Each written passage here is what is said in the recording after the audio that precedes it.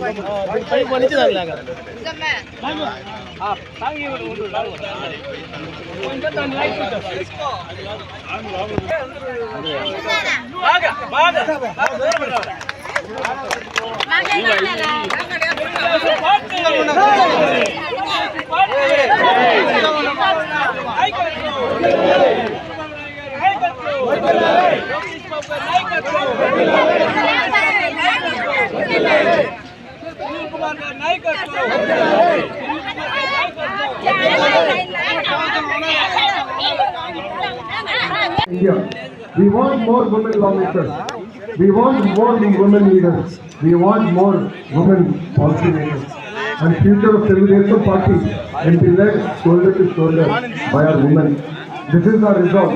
This is our responsibility. This is our commitment. సరే చాలా మంది మగవాళ్ళందరూ నవ్వుతున్నారు. మొన్న మీ అందరికీ భోజనం పెట్టాను.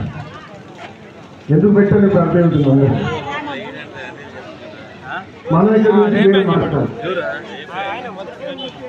2 సంవత్సరాలు హనీమూన్ పీరియడ్. శిఖరం మన ప్రియతమ నాయకుడు గౌరవనీయ ముఖ్యమంత్రి వర్యులు శ్రీ నారా చంద్రబాబు నాయుడు గారిని ఈ మహానాడు వేదికపైకి సగర్వంగా ఆహ్వానిస్తూ దిశానిర్దేశం చేయాల్సిందిగా కోరుతున్నాం. Me welcome sir. వర్ధిల్లాలి వర్ధిల్లాలి వర్ధిల్లాలి.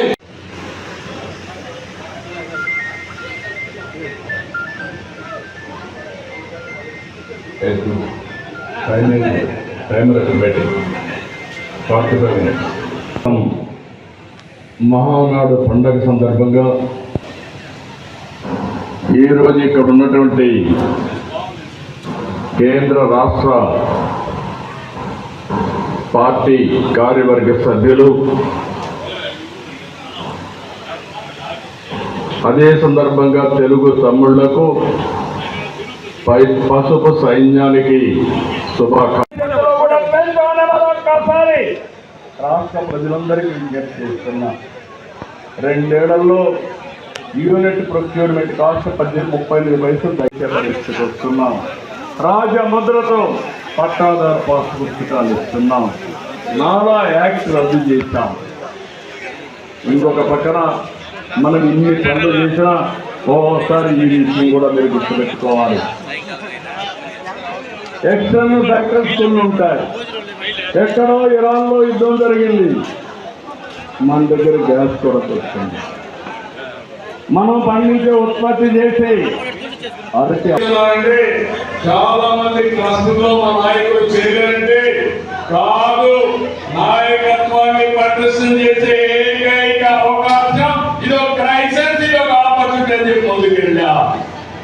మనం ఈ విధంగా ముందుకు పోతామంటే ఈరోజు మంచి చేయడమే కాదు, మహానాడు ద్వారా అందరికీ విజ్ఞప్తి చేస్తున్నా, చెడులు అడ్డుకోవడం కూడా అవసరమే. రాష్ట్రంలో